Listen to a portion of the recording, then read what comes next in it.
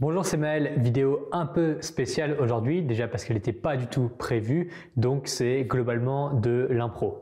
Si vous ne faites pas partie de mes contacts email ou si vous ne me suivez pas sur les autres réseaux sociaux en général, eh bien au moment où je tourne cette vidéo, c'est donc le 8 octobre et c'est la première session de lancement du programme J'arrête de manger mes émotions qui est en cours. Si je vous en parle, c'est parce que cette vidéo elle est en rapport avec cet événement, évidemment. Je fais cette vidéo avant tout parce que tout le monde ne va pas rejoindre ce programme. Alors il y a diverses raisons et notamment parce que il faut vraiment vouloir sortir de l'alimentation émotive pour rejoindre ce programme et pas juste attendre que ça tombe du ciel. Donc forcément, ça ne concerne pas tout le monde. Il y a beaucoup de gens qui attendent que les choses tombent du ciel sans vraiment s'investir et sans vraiment travailler pour que ça arrive. C'est pour ça que je fais cette vidéo avant tout. Bref, mon objectif depuis toutes ces années, c'est toujours d'aider un maximum de monde possible et ça fonctionne plutôt bien puisque tous les jours, toutes les semaines et tous les mois qui passent, eh bien j'aide de plus en plus de monde. Il y a de plus en plus de monde qui entend mon message et qui arrive à changer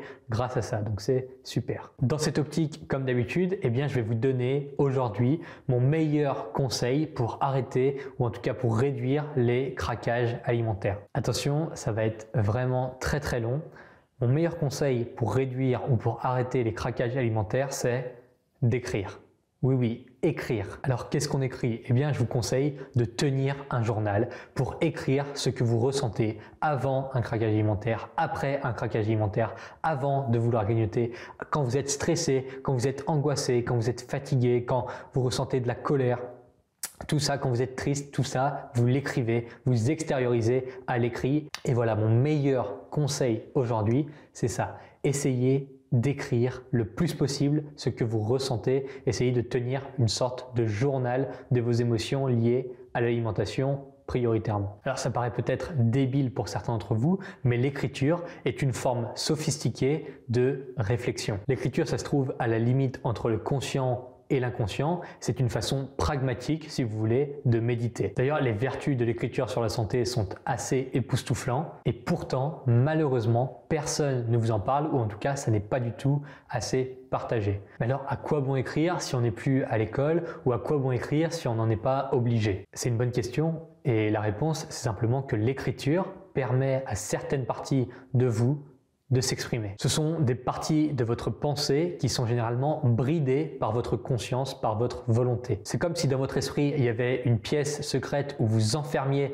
toutes vos émotions et que vous bloquiez volontairement la porte avec tout votre poids, avec le plus de force possible pour que toutes ces émotions-là ne s'en aillent pas. Alors vous accumulez, vous bloquez le plus fort que vous pouvez cette sacrée porte. Et des fois, puisque vous n'avez pas une force de volonté illimitée, eh bien ça lâche et vous laissez la porte s'ouvrir d'un grand coup. Une sale journée au boulot, les enfants qui sont épuisants, la colère d'un événement qui s'est produit aujourd'hui, la tristesse, le stress, la pression, la frustration ou alors peut-être un mix de tout ça. Et là, bim, la porte s'ouvre un grand coup et il y a toutes vos émotions qui déferlent et c'est ici qu'il y a un craquage alimentaire. Un paquet de gâteaux, un paquet de chips, un paquet de bonbons, votre malbouffe préférée ou peut-être 2 paquets, etc.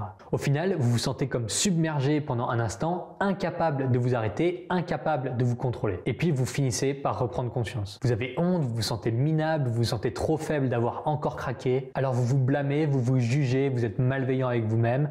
Tout ça pourquoi ? Pour recommencer dans pas longtemps. Et c'est pareil avec le grignotage. Le truc, c'est que la nourriture vous sert de tampon émotionnel. Vous vous réfugiez sur elle comme pour vous soulager, pour vous apporter un réconfort facile et direct. Le souci, c'est que vous connaissez la nature malsaine de cette relation que vous entretenez à la nourriture. Alors, les conseils faciles qu'on trouve sur Internet, c'est de dire mange en pleine conscience, confronte tes problèmes pour de vrai, ne laisse pas traîner de malbouffe chez toi, etc., etc. Ouais, ok, c'est bien, ces conseils, ils sont peut-être utiles, mais en fait, ça revient juste à mettre un petit pansement sur une entaille de 10 cm dans votre bras. Ça fonctionnera peut-être à court terme, mais ça ne tiendra jamais dans la durée. En faisant cela, vous traitez les conséquences et pas les causes. Alors, la question c'est pourquoi personne ne vous parle jamais des causes? Eh bien parce qu'en vérité, s'attaquer aux causes, c'est compliqué. Il faut du temps, de l'investissement, une réflexion profonde, une méthode complète et surtout une bonne pédagogie. C'est très difficile de regrouper tout ça. Ça demande déjà énormément de temps et surtout ça demande un bon paquet de compétences et d'expérience. J'ai étudié la psychologie clinique et comportementale pendant ces 14 derniers mois.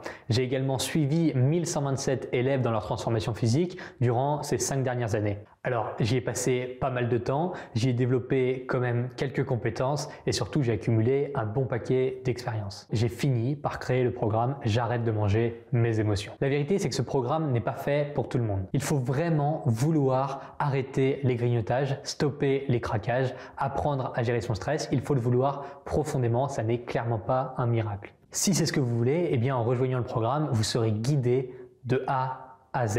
On va s'attaquer ensemble aux causes, pour de vrai. On ne reste pas en surface avec des conseils bateaux jetés sans contexte. Alors c'est sûr, ça n'est pas simple, mais essayez de trouver une solution simple à un problème complexe dans la vie.